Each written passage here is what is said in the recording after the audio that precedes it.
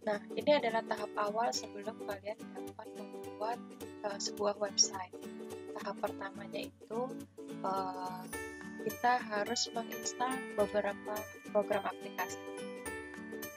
Ya, kalau yang sudah menginstal boleh langsung nanti dipraktekkan. Untuk yang belum silahkan diinstal dulu program. Nah, untuk program yang kita butuhkan yaitu kurang lebih ada 3. Nah, yang pertama untuk media pengeditan. Untuk pengeditannya itu kalian bisa menggunakan aplikasinya adalah Dreamweaver.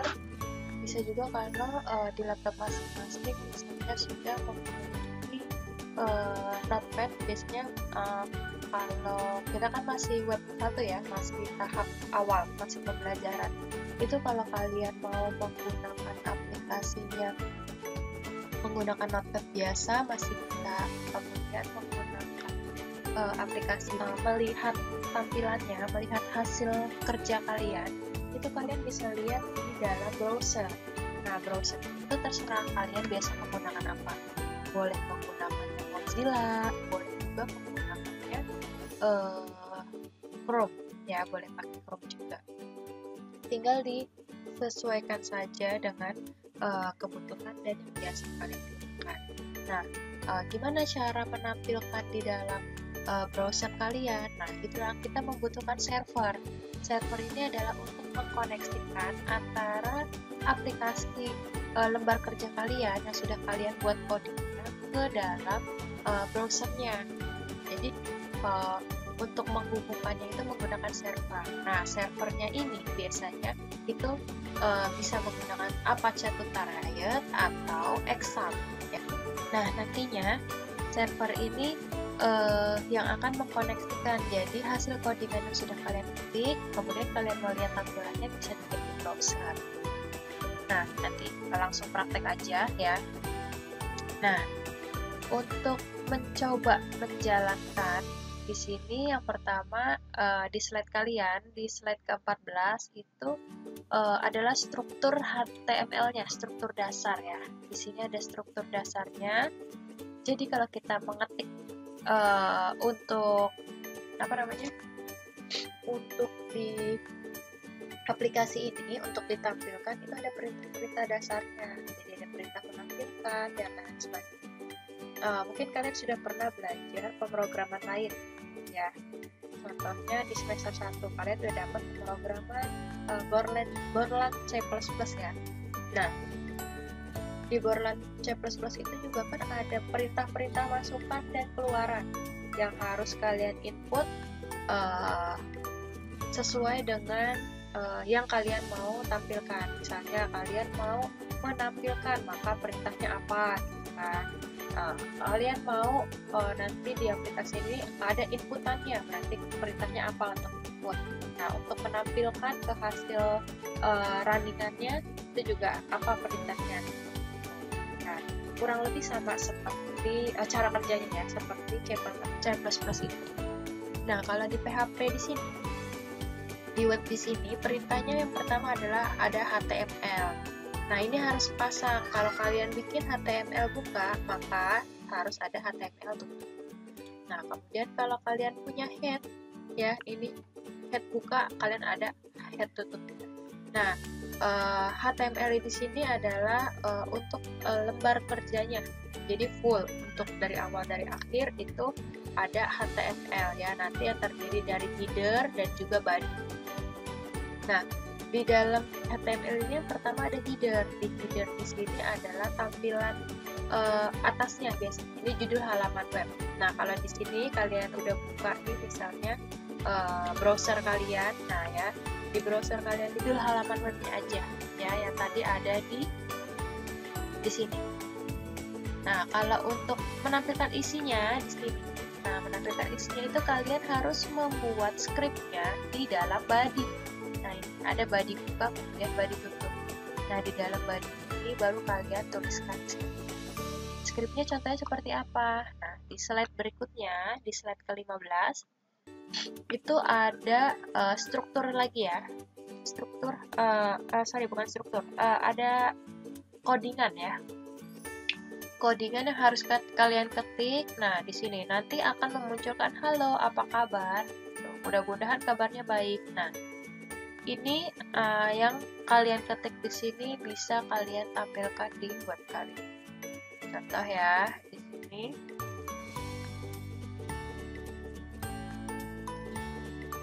Nah, di sini kan sudah kita ketik nih dari mulai HTML, ada HTML tutup, head buka, ada head tutup, ini sepaket headnya. Nah, kemudian setelah head di sini ada body. Nah, ini ada body buka, body tutup ya. Di bodinya di sini akan diisi. Isinya apa? Nanti akan menampilkan kata-kata halo, apa kabar? Mudah-mudahan kabarnya baik. Nah, ini yang akan ditampilkan. Ini adalah tampilan pertamanya. Nah, di sini ada BR. Apa fungsinya BR? BR ini adalah untuk pindah baris. Ya, nanti langsung kita praktekkan untuk melihat perbedaannya antara pakai BR dengan yang tidak pakai BR ya. Oke, ini kita save dulu. Kalau sudah kalian ketik ya, kita save. Ini kan masih pakai notepad biasa ya. Kalau pakai notepad biasa di sini, nah kalian save. Nah, pengesaveannya pun nggak sembarangan kalau untuk di web programming ini. Pengesaveannya itu kalian harus masuk ke C ya, di C. Masuk ke C dulu. Nah, kemudian tadi kan sudah install Xampp-nya ya. Kalau sudah install Xampp-nya, kalian cari folder Xampp. Nah, kalau belum ada, berarti kalian belum berhasil atau belum sukses menginstal Xampp-nya di laptop masing-masing ya. Jadi di C kalian cari di C-nya itu untuk folder Xampp. Kalau sudah kalian double klik, kemudian kalian cari di dalam Xampp itu yang namanya htdoc. Sudah ketemu ya htdoc-nya. Nah, kalau sudah kalian double klik lagi. Nah, di dalam htdoc ini adalah media penyimpanan kita yang nantinya akan kita bisa tampilkan ke dalam browser. Nah, kalian buat dulu link masing-masing ya. Kalian new folder ya, kalian new folder. Kalian buat NIP kalian masing-masing ya. Misalnya 2011 04 152 misalnya NIP-nya masing-masing ya. Nah, kalau sudah kalian masuk ke dalam NIP-nya, nah tampilannya kosong ya. Tampilannya kosong, baru kalian menyimpan tadi hasil kerja kalian ini yang sudah kalian buat tadi. File name-nya kalian tuliskan dengan namanya contoh 1. Jangan pakai spasi ya. Untuk penyimpanan di sini tidak boleh menggunakan spasi. Udah, contoh 1. Kemudian di sini kan extensionnya .txt ya, karena saya menggunakannya Notepad. Nah, jadi kalian harus pakai extension. Setelah ini nggak boleh langsung di save. Ya, harus pakai extensionnya adalah .php. Gitu. Jadi jangan lupa setiap penyimpanan harus ada titik PHP. Ya, nama file kemudian titik PHP. Kalau tidak ada titik PHP-nya, itu dia ngebacanya bukan suatu script HTML, tapi file biasa.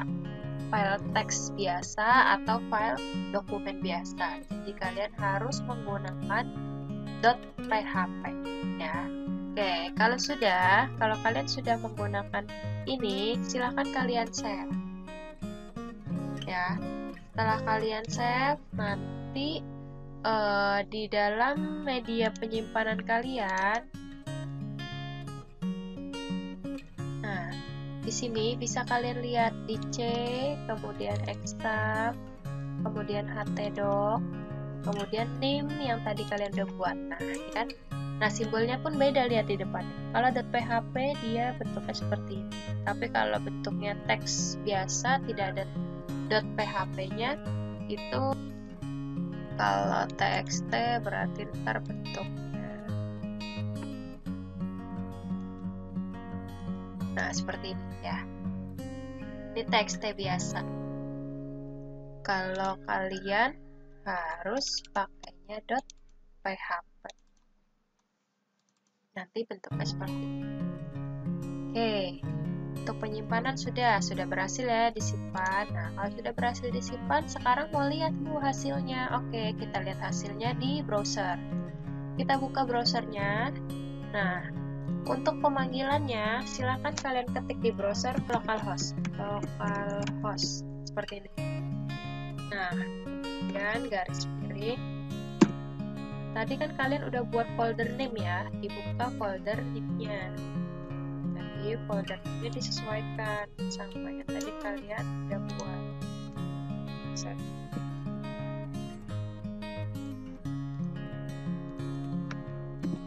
Kalau udah di enter, nah keluar ya. Nah, tadi yang kalian save ini contoh 1.php. Kalau Bu saya belum ada, berarti dicek lagi penyimpanannya sudah sesuai belum ya. Oke, kalau udah diklik. Nah, ini adalah hasilnya. Halo, apa kabar? Nah, tampil ya. Halo, apa kabar? Mudah-mudahan kabar baik. Sesuai ya, sesuai dengan yang kita ketikkan di sini tadi. Nah, tadi kan saya bilang ya, BR itu untuk tidak baris. Coba kita hapus BR. Nah, ini tetap ya. Tetap ada di baris pertama, halo apa kabar, mudah-mudahan di baris kedua. Kalau udah di save dulu. Pokoknya setiap kalian mengganti sesuatu, walaupun hanya titik, itu tetap harus di save ulang. Nah, kalau udah di save, kita ke browsernya lagi, kita refresh. Nah, dia nyambung kan? Padahal di pengetikan di sini tadi kita udah enter di bawah. Nah, kalau kamu enter banyak juga nggak berpengaruh. Jadi kita save, kita refresh. Nah, dia nggak berpengaruh. Tapi kalau kita nggak enter misalnya, tapi kita kasih BR, kita save, kita lihat di browsernya. Nah, dia pindah baris. Kalau mau pindah barisnya banyak, kita kasih BR-nya berkali-kali. BR2, BR3, BR yang ketiga maksudnya ya. Nanti dia jangan lupa di save. Nah, dia akan pindah barisnya banyak. Kan tadi BR-nya 1. Nah, seperti ini. Oh ya, jadi fungsinya ini kita sudah bisa menampilkan teks ke browsernya, kemudian tahu fungsi dari BR yang ada di modul kalian tersebut ya. Ini fungsinya ya. Oke. Untuk contoh pertama bisa dipraktekkan dulu. Nah, nanti kita lanjutkan ke contoh yang kedua.